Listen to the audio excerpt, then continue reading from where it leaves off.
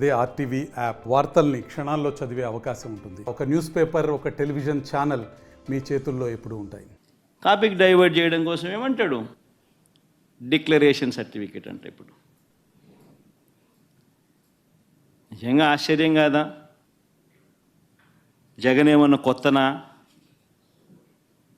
రాజశేఖర రెడ్డి గారు ఏమన్నా కొత్తనా? నా మతం ఏమిటని తెలీదా ఎవరికైనా ఆంధ్ర రాష్ట్రంలో కానీ దేశంలో కానీ?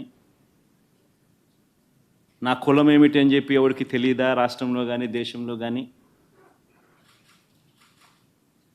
రాజశేఖర రెడ్డి గారు 5 సంవత్సరాలు ముఖ్యమంత్రిగా ప్రతి సంవత్సరం బ్రహ్మోత్సవాలకు వస్త్రాలు నాన్నగారే సమర్పించారు.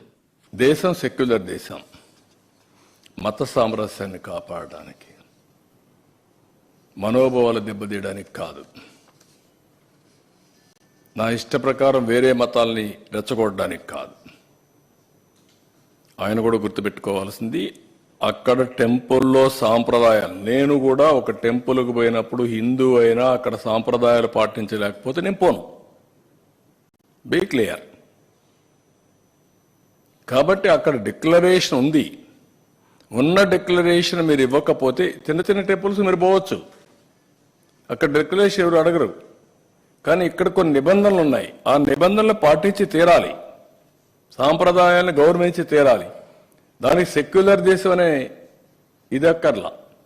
నాన్నగారు కొడుకునే కదా నేను కూడా తిరుపతికి ఎన్నోసార్లు పోయా కదా ఇంతకు ముందు కూడా, ముఖ్యమంత్రి కాకమునుపు.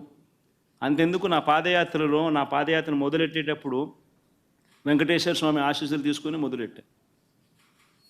నా పాదయాత్ర అయిపోయిన తర్వాత నేరుగా తిరుపతికి వెళ్ళి కాలినడకన కొండెక్కా.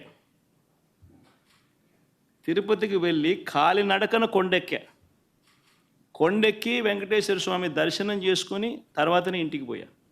నా పాదయాత్ర అయిపోయిన తర్వాత, నా 3648 కిలోమీటర్లు నా పాదయాత్ర అయిపోయిన తర్వాత. ఇవన్నీ తెలియవా రాష్ట్ర ప్రజలకు? అడ్డుకోరు. నువ్వు ముఖ్యమంత్రివి, అందుకే ఇన్ని అపచారాలు జరిగాయి, అవే పరాకాష్ఠకి వెళ్ళాయి.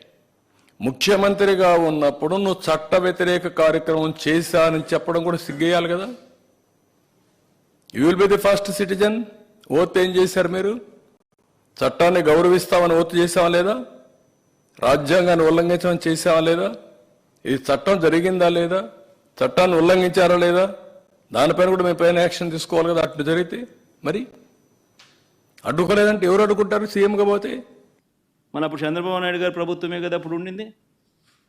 అప్పుడు నేను ప్రతిపక్ష నాయకుడినే కదా. అప్పుడు మన ఆయన కళ్ళ ముందరనే కదా వెళ్ళింది, తిరుపతి కొండెక్కింది 2 సార్లు. మళ్ళీ దాని తర్వాత నేను ముఖ్యమంత్రి అయినా 5 సంవత్సరాలు తిరుపతి బ్రహ్మోత్సవాలకు దగ్గరుండి వస్త్రాలు నేనే సమర్పించాను. వస్త్రాలను నెత్తిన పెట్టుకుని మోసుకుంటూ వెళ్ళి వెంకటేశ్వర స్వామి మీద భక్తి శ్రద్ధలు చూపిస్తూ వెంకటేశ్వర స్వామికి బట్టలు సమర్పించడం జరిగింది.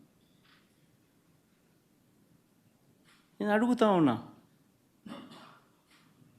ఫస్ట్ టైం ఎవడన్నా పోతా ఉన్నప్పుడు నువ్వేదో ఇట్లా మాటలు మాట్లాడినా అర్థం ఉంది.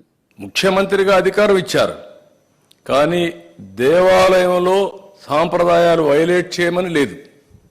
మీరు గుర్తుపెట్టుకోవాలి, ముఖ్యమంత్రి అనే వ్యక్తి మొదటి రెస్పాన్సిబుల్ వ్యక్తి, చట్టాన్ని గౌరవించడంలో మొదటి వ్యక్తిగా ఉండాలి, సాంప్రదాయాలు గౌరవించడంలో మొదటి వ్యక్తిగా ఉండాలి.